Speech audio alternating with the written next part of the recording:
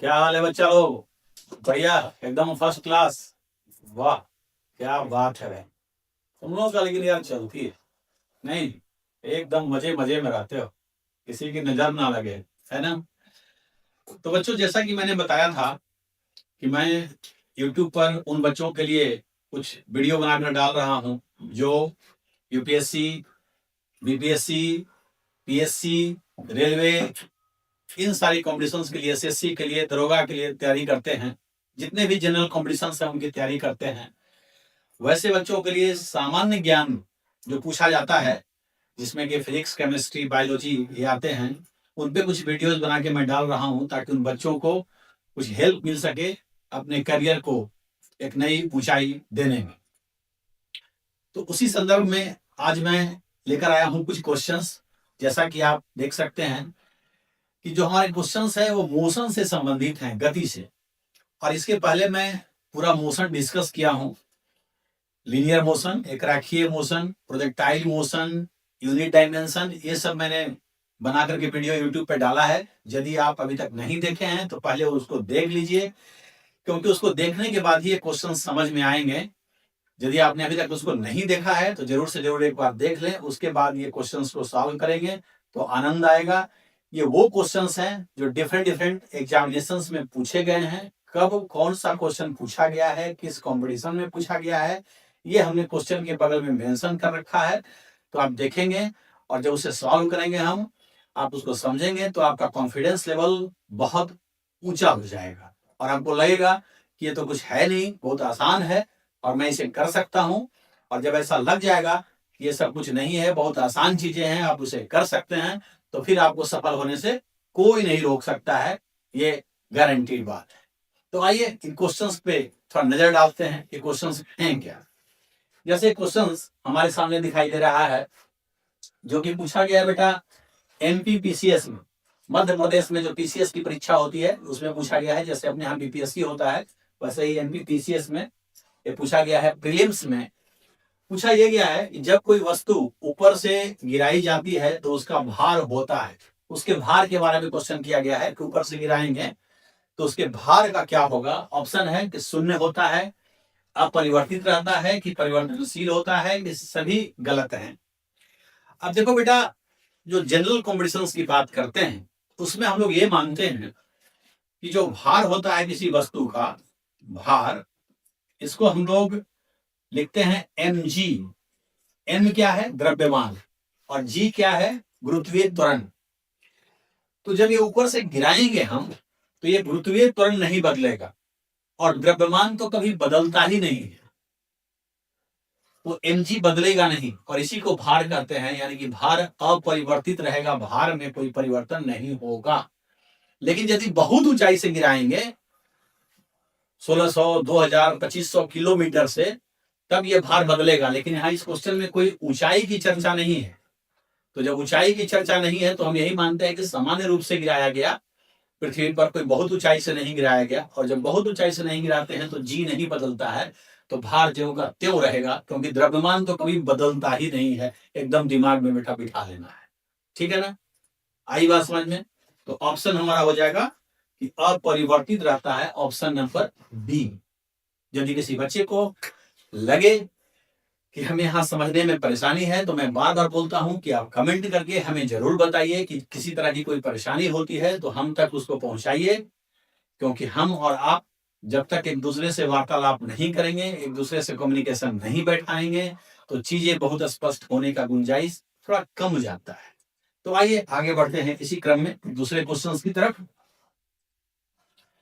बेटा एक क्वेश्चन है, ये पूछा गया है आरएएस आरटीएस प्रीलिम्स में 1992 में।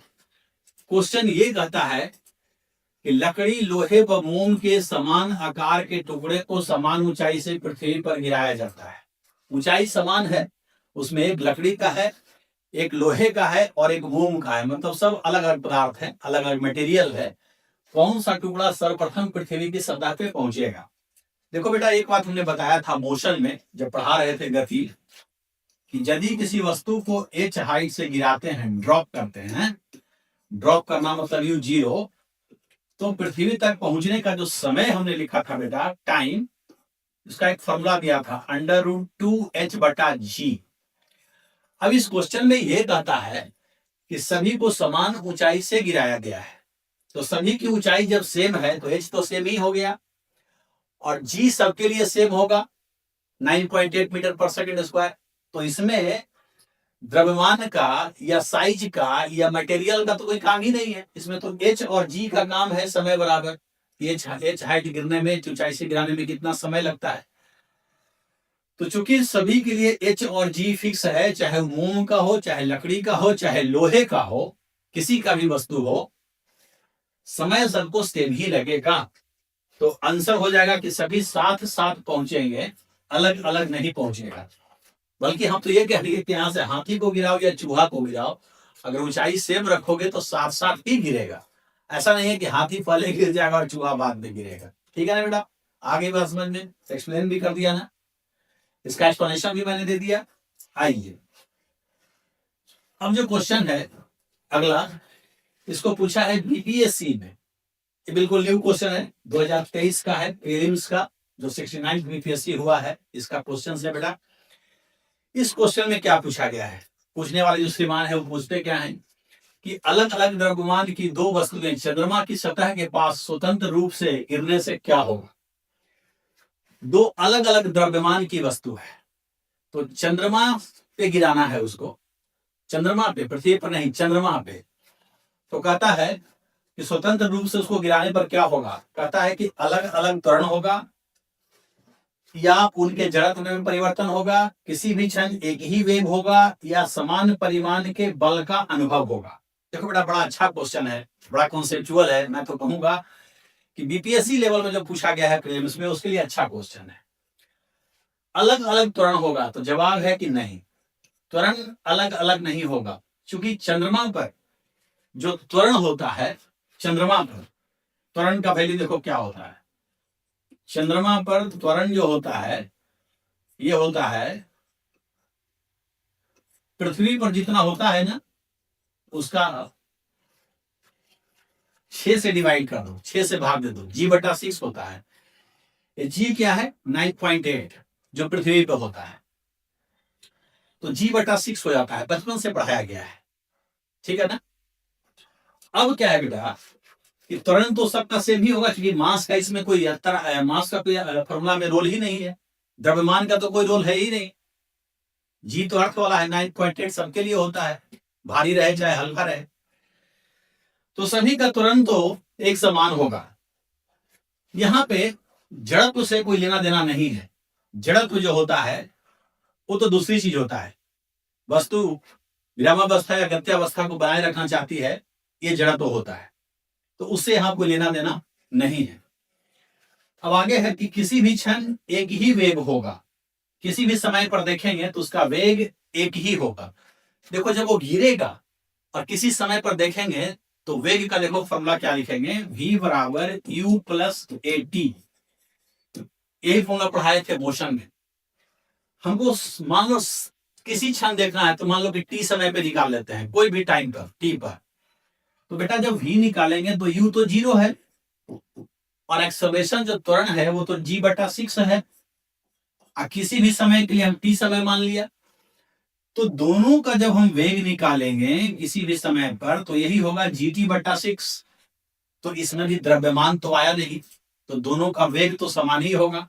जैसे अगर 1 सेकंड पर निकालते हैं किसी भी समय का, मतलब हम मान लो 1 सेकंड ले लेते हैं तुमको समझाने के लिए, वैसे तो टी टाइम में समझा ही दिया। तो 1 सेकंड पर g/6 दोनों का होगा, t1 पुट कर दो। 2 सेकंड पर तो 2g/6 2 पुट कर दो t की जगह। 3 सेकंड पे 3g/6। तो द्रव्यमान से बेटा कोई लेना देना है ही नहीं, किसी भी समय देखेंगे दोनों का वेग समान ही होगा। क्लियर। तो एक ही वेग होगा, ये आंसर हो गया। अगला ऑप्शन है समान परिमाण के बल का अनुभव होगा। देखो बेटा बल सेम नहीं होगा, बल इसलिए नहीं सेम होगा क्योंकि कोई भी प्लैनेट, कोई भी ग्रह जब किसी वस्तु को अपनी ओर खींचता है तो जिस बल से खींचता है उसी को भार कहते हैं। क्या कहते हैं, भार। किस बल को, जिससे पृथ्वी या कोई ग्रह किसी वस्तु को अपनी ओर खींचता है। और भार क्या होता है, mg होता है। तो चंद्रमा की बात हो रही है, तो चंद्रमा पर मान लो कि भार निकालना हो तो जी की जगह G/6 हो जाएगा। और द्रव्यमान जो है m, ये दोनों का अलग अलग है, अलग अलग द्रव्यमान है। तो द्रव्यमान जब अलग अलग है तो चंद्रमा जो दोनों वस्तु को खींचेगी वो अलग अलग बल से खींचेगी, तो अलग अलग भार होगा, ठीक है ना। तो बल तो अलग अलग होगा, समान परिमाण का बल नहीं होगा, तो ये भी ऑप्शन नहीं होगा, ऑप्शन केवल सी हो जाएगा बेटा। बात समझ में आ रही है ना, ऑप्शन केवल क्या हो जाएगा, सी हो जाएगा। क्लियर है, समझ में आ रही है बातें। चलिए भाई, तो ये पूछा था बीपीएससी में 2023 में। बिल्कुल भाई, क्यों नहीं निकलेगा बीपीएससी आपसे, ऐसा कुछ नहीं है कि आप बना नहीं सकते हैं इन चीजों को, है ना। इसीलिए कहा जाता है कि जब कोई बच्चा 10th के बाद एडमिशन वो करे ले, तो कम से कम उसको +2 में साइंस जरूर पढ़ लेना चाहिए। उससे क्या होता है कि उसका जो सामान्य विज्ञान वाला पोर्शन है वो थोड़ा बढ़िया हो जाता है। और जो बच्चे किसी और स्ट्रीम से आते हैं बीपीएससी या यूपीएससी की तैयारी करने, तो उनके लिए थोड़ा सा सामान्य ज्ञान टफ हो जाता है, क्योंकि ये चीजें फिर से उनको पढ़नी पड़ती है। जबकि जो बच्चे +2 में साइंस लिए थे उनको तो पढ़ा हुआ रहता है एक बार, तो वो आसानी से कर लेते हैं। लेकिन खैर, ऐसा क्या है, कोई भी चीज सीखेंगे तो तुरंत सीख जाएंगे, सीखने का जज्बा होना चाहिए। ऐसा थोड़ी ना है कि कोई सीख करके जन्म लेता है, कोई भी सीख के बेटा जन्म तो लेता नहीं। और ना कोई सीखने की उम्र होती है, जब से जागा तभी से लेगा। जब से लगे कि हमको सीखना है तो सीखना प्रारंभ कर दीजिए, और जुनून के साथ सीखिए, तुरंत समझ में आ जाएगा। ठीक वही जुनून लाना है जो साइकिल जब सीखते थे बचपन में शुरू तो क्या होता था, गिरते थे, फिर उठे, चोट लगा, फिर उठे, फिर चोट लगा, फिर उठे, फिर कटा, लेकिन जुनून था कि साइकिल सीखना है तो सीखना है, बचपन में सीख जाते थे। तो वैसे ही यहाँ भी जुनून पाल के रखना है, और साइकिल वहां एक बार ऐसा सीखते हैं बचपन में हम लोग की फिर जीवन में साइकिल चलाना नहीं भूलते हैं। तो यहाँ भी सही होगा, एक बार कॉन्सेप्ट को समझ लेंगे तो जीवन भर नहीं भूलेंगे। तो आइए आगे बढ़ते हैं।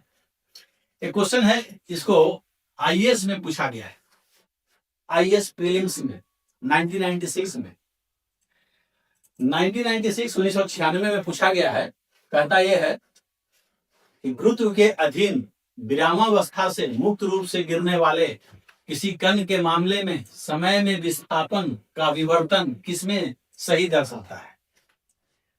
बेटा, विरामावस्था से गिरता है, मुक्त रूप से मतलब जी से गिरना, मुक्त रूप से मतलब जी से गिरना, उसका त्वरण जी है। तो समय और विस्थापन का ग्राफ दिया हुआ है, एक्स एक्सिस पर समय है और वाई एक्सिस पर ये विस्थापन डी है, विस्थापन को यहाँ डी लिख रहा है। तो बेटा एक बात याद कर लो, एक बात याद करो कि स्ट्रेट लाइन जो ग्राफ होते हैं तब होते हैं जब y और x का इक्वेशन में पावर 1 हो। y पर यहाँ d है, x पर t है, तो d और t में जो इक्वेशन है उसका पावर हमेशा 1 y और x का पावर इक्वेशन में 1 है, तभी स्ट्रेट लाइन होता है। और यदि 2 है किसी एक का, y वाले का चाहे x वाले का 2 है और दूसरे का 1 है, तो क्वाड्रेटिक इक्वेशन हो जाता है, उसका ग्राफ पैराबोला हो जाता है। ध्यान रखना, अब मैं समझा रहा हूं। देखो बेटा, गिरना है और डिस्प्लेसमेंट निकालना है, तो जब गिरेगा समय के साथ देखना है ग्राफ, विवर्तन ग्राफ, है ना। तो ग्राफ जब देखना है, विवर्तन का मतलब ही ग्राफ हुआ। तो जब ये गिरेगा ना, मुक्त रूप से गिर रहा है मतलब जी से गिर रहा है, तो डिस्प्लेसमेंट हम लोग क्या पढ़े थे बेटा, ut प्लस हाफ AT²। तो यहाँ पे u तो 0 है बेटा, और डिस्प्लेसमेंट को d लिख रहा है, और एक्सेशन तो g हो जाएगा। तो देखो बेटा, यही इक्वेशन आया डिस्प्लेसमेंट और टाइम में। अब हम इस इक्वेशन में क्या देखते हैं कि डिस्प्लेसमेंट का पावर है 1 और टाइम का पावर है 2। अगर टाइम का भी 1 होता तो स्ट्रेट लाइन होता, लेकिन यहाँ एक का पावर 2 है, एक्स पर जो है टाइम उसका पावर 2 और वाई पर जो डिस्प्लेसमेंट है उसका पावर 1। तो जब भी इक्वेशन में y और x में से किसी एक का पावर 2 हुआ, दूसरे का 1 हो, तो ग्राफ पैराबोला हो जाता है बेटा। पैराबोला मतलब यू आकार का ग्राफ होगा। किस आकार का, यू आकार।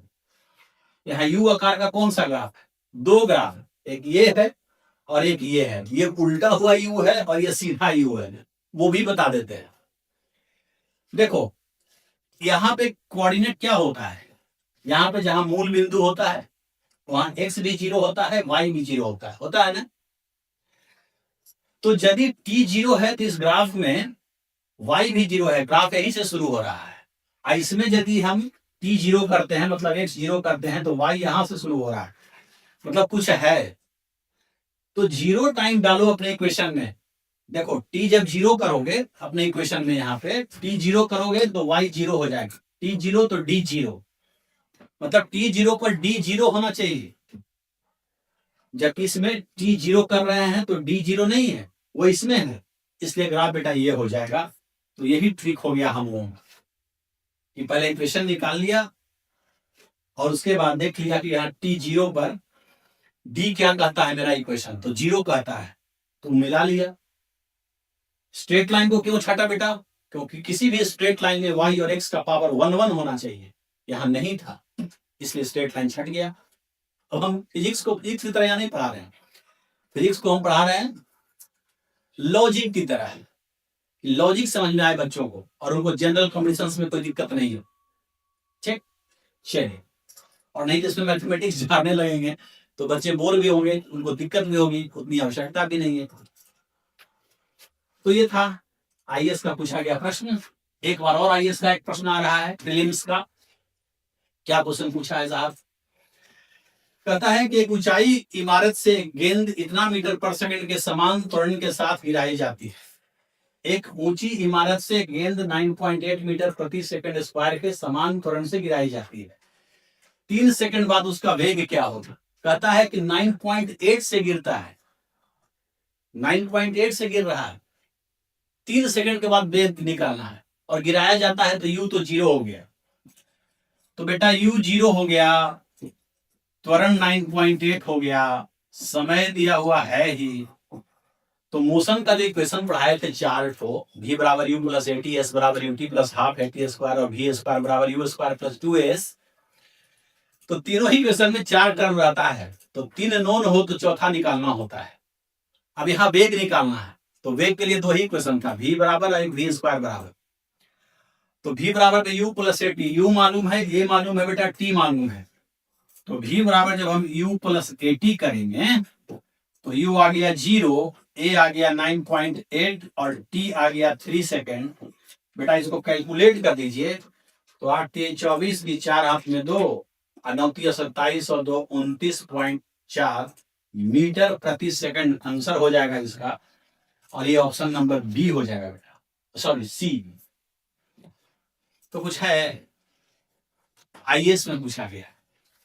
अब बताइए कि जो आईएएस बनने जा रहा है उसको इतना सा दिमाग नहीं होगा तो कैसे आईएएस बनेगा? चीजों को तो सीखना पड़ेगा, ऐसी आईएएस थोड़ी ना बन जाएगा। आप किसी आईएएस से बात करके देखिए, उनको बहुत नॉलेज होता है, लगभग सारे फील्ड का बहुत नॉलेज होता है। आप किसी भी आईएएस से मिल लीजिए, आप बात करेंगे तो आपको लगेगा कि नहीं, बंदे में क्वालिटी तो है, क्या एजुकेशन पाया है इन्होंने और क्या स्टडी किया है, ये मानना पड़ेगा। तो यदि आपको भी आईएएस बनना है तो आपको भी अपने आप को पहले उस लायक बनाना तो पड़ेगा, है ना। बहुत सारे कठिन कठिन परिस्थितियों में बहुत तरह के निर्णय लेने होते हैं आईएएस को। तो यदि कोई ऐसा ही अपना सा आदमी बन जाए आईएएस तो कितनों के भविष्य में प्रश्न चिन्ह लग जाएगा, है कि नहीं। और जो थोड़ा रीडनेस दिखाई देता है उन लोगों में, थोड़े जो इगोइस्ट होते हैं, तो वो तो उनकी ट्रेनिंग में होती है लवासना में, है ना। लाल बहादुर शास्त्री जो एकेडमी है वहां पे मसूरी में, वहां तो ये ईगो डाला जाता है कि भाई तुम सोसाइटी के नहीं हो, सोसाइटी से थोड़ा हट के हो, तो तुम में ये सब चीजें होनी चाहिए, क्योंकि प्रशासन चलाने के लिए तो छड़ी जरूरी है। अगर बहुत कोई लिबरल हो जाएगा तो सत्ता चला नहीं पाएगा। तो ये चीजें तो ट्रेनिंग का पार्ट है, वहां दिया जाता है कि नहीं आपको ऐसा बनना है। तो जो बच्चे बहुत पोलाइट भी होते हैं, ट्रेनिंग के बाद देखेंगे कि वो बहुत कड़क हो जाते हैं, है ना। यही बात है, अंदर से वैसे होते नहीं है, वो उनकी ट्रेनिंग है ऑफिस के। ठीक है, चलिए एक क्वेश्चन है बेटा, यदि पृथ्वी का द्रव्यमान वही रहे और त्रिज्या 1% से कम हो जाए तब पृथ्वी के तल पर जी का मान क्या होगा? बेटा जहां तक क्वेश्चन को बनाने की बात है, भी आईएएस में पूछा गया है। एक्चुअली किसी प्लैनेट का जो सरफेस होता है, किसी ग्रह का जो सरफेस होता है, सतह होता है, वहां पर जी निकालने का तरीका यह है कि उसका फॉर्मूला होता है GM/R²। तो आप कहोगे कि जी क्या है? कैपिटल जी ये सतह पर एक्सेलरेशन है। स्मॉल जी जो है उस सतह पर कितना गुरुत्वीय त्वरण होगा ये है। कैपिटल जी वही सार्वत्रिक नियतांक यूनिवर्सल ग्रेविटेशनल कांस्टेंट है जो 6.67 इंटू 10⁻⁻11 होता है एसआई सिस्टम में। और ये सभी ग्रह के लिए सेम होता है, ये फिक्स होता है। एम उस ग्रह का मास है जहां पे आप जी निकाल रहे हैं। यदि पृथ्वी पर निकालेंगे तो पृथ्वी का मास, चंद्रमा पे निकालेंगे चंद्रमा का, मंगल पे निकालेंगे मंगल का, और आर उसका त्रिज्या है, रेडियस। तो इस क्वेश्चन में ये कहता है कि पृथ्वी का द्रव्यमान नहीं बदला, द्रव्यमान नहीं बदला, रेडियस को क्या किया? घटा दिया, कम कर दिया। तो बेटा रेडियस जब कम करेंगे तो डिनोमिनेटर में नीचे ये आर कमेगा, तो जब आर कमेगा तो भाग देने पे जी तो बढ़ेगा, जी तो बढ़ेगा। तो बढ़ने वाला ऑप्शन कौन है? यहाँ बढ़ जाएगा, बढ़ जाएगा, कम हो जाएगा, कम हो जाएगा। तो बढ़ जाएगा बस दो में है, एक में और ए में और बी में। कहता है कितना परसेंट बढ़ जाएगा? बेटा मैं एक फॉर्मूला देता हूं कि रेडियस में जितने परसेंट का परिवर्तन होता है जी में उसका डबल परसेंट का परिवर्तन होता है। कितने का? डबल का। तो परसेंटेज चेंज जो होता है परिवर्तन जी में वो हो जाता है, परसेंटेज चेंज परिवर्तन जो होता है, परसेंटेज चेंज जो होता है ये होता है 2 टाइम्स परसेंटेज चेंज इन त्रिज्या। त्रिज्या में जितना होगा उसका दुगना, तो त्रिज्या में 1% तो उसका दुगना 2% आंसर हो जाएगा। बेटा सवाल तो बन गया।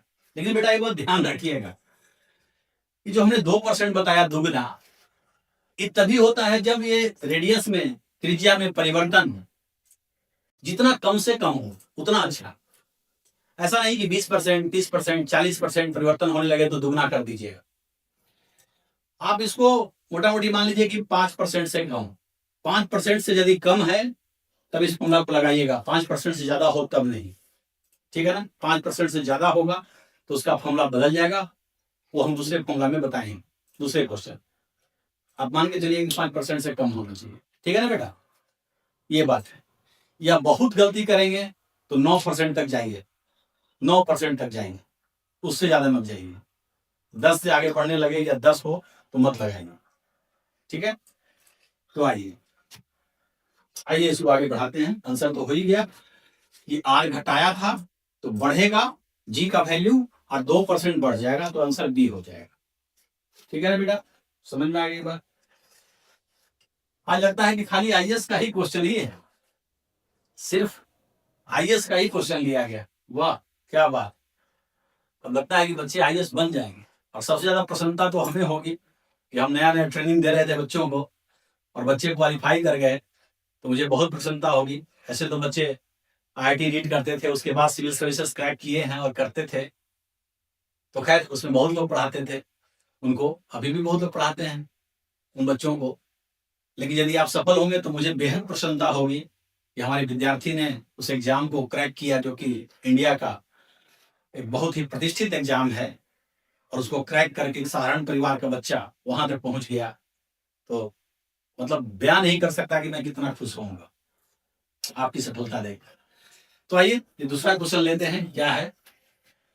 कहता है कि एक वस्तु का पृथ्वी पर द्रव्यमान 100 किलोग्राम है। ये बेटा द्रव्यमान है, ध्यान रहे। किसी वस्तु का पृथ्वी पर द्रव्यमान 100 किलोग्राम है, गुरुत्वीय त्वरण 10 मीटर पर सेकंड स्क्वायर का है। जो जी है कितना है? एक्सेलरेशन ड्यू टू ग्रेविटी, गुरुत्वीय त्वरण 10 मीटर पर सेकंड स्क्वायर का है। अगर चंद्रमा पर गुरुत्व जनित त्वरण G/6 है तो चंद्रमा पर वस्तु का द्रव्यमान क्या होगा? चंद्रमा पर भार पूछा है,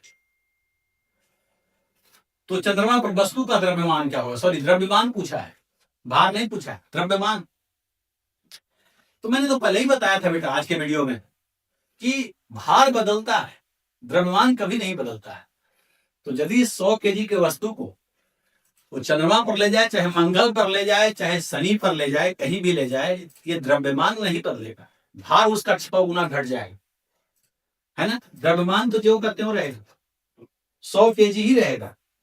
आंसर सी हो जाएगा। हाँ, यदि भार पूछता तो पृथ्वी पर भार था mg और चंद्रमा पर हो जाएगा जाकर के mg/6।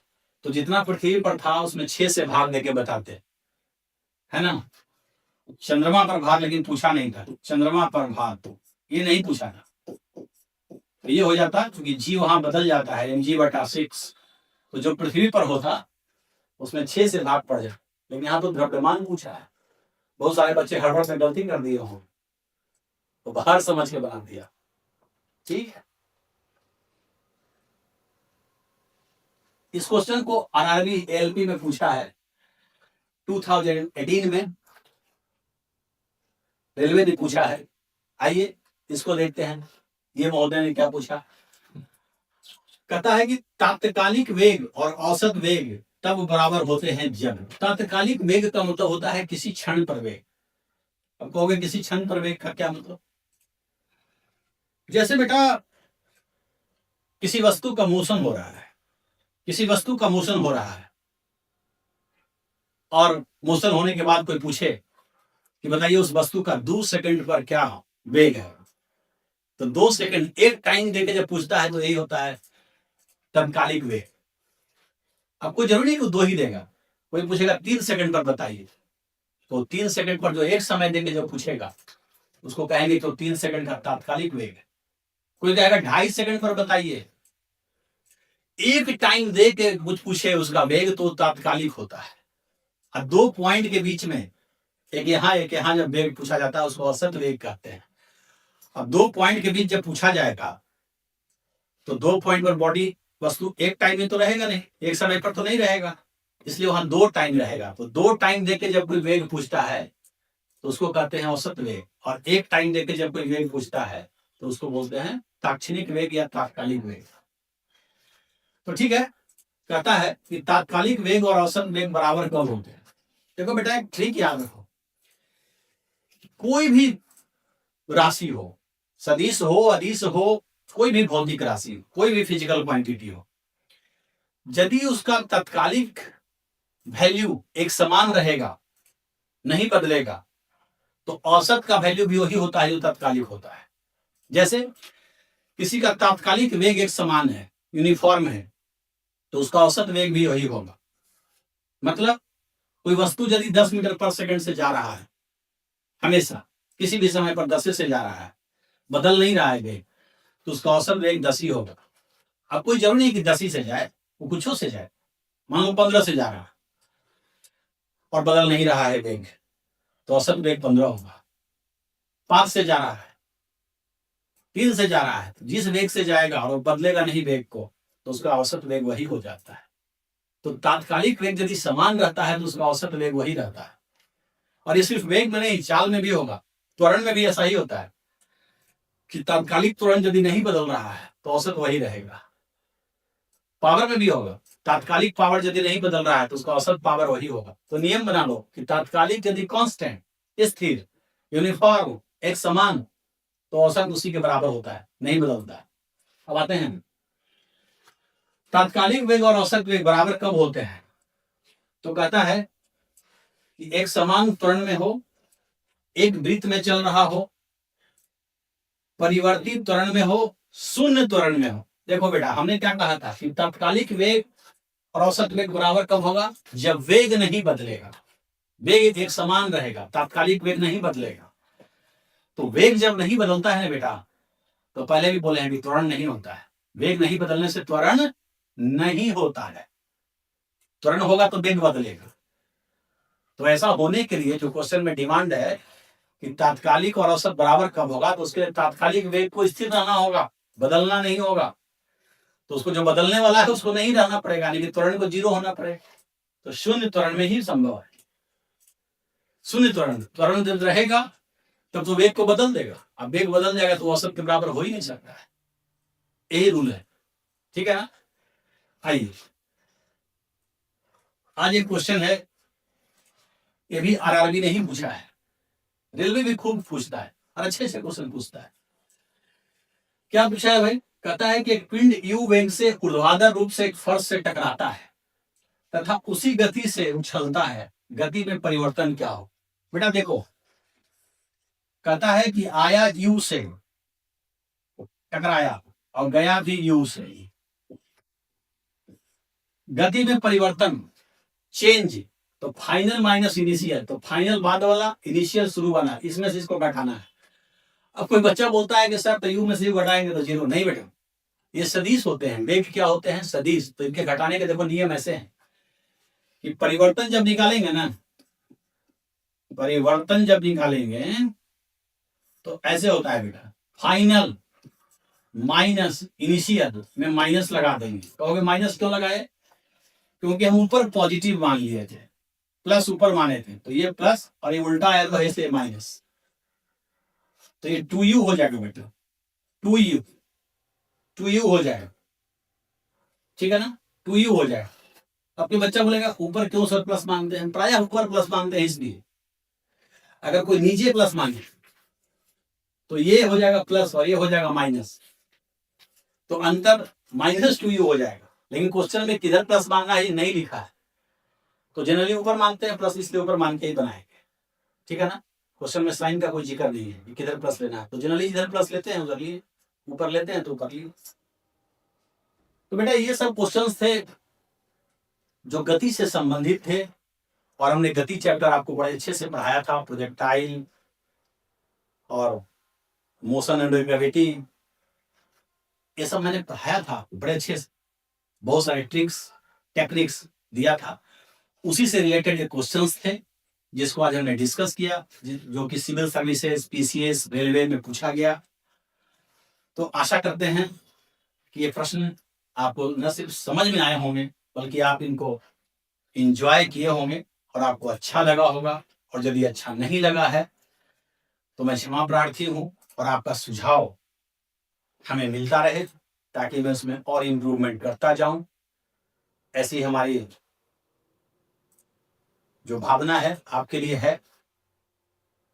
तो आशा करते हैं कि आपका सहयोग, सुझाव हमें मिलता रहेगा, और इसी तरह से आप नित्य प्रतिदिन अपने जीवन में आगे की ओर बढ़ते जाएंगे।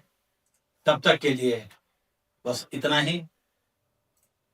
आज अब आपसे विदा लेते हैं, लेकिन फिर मिलेंगे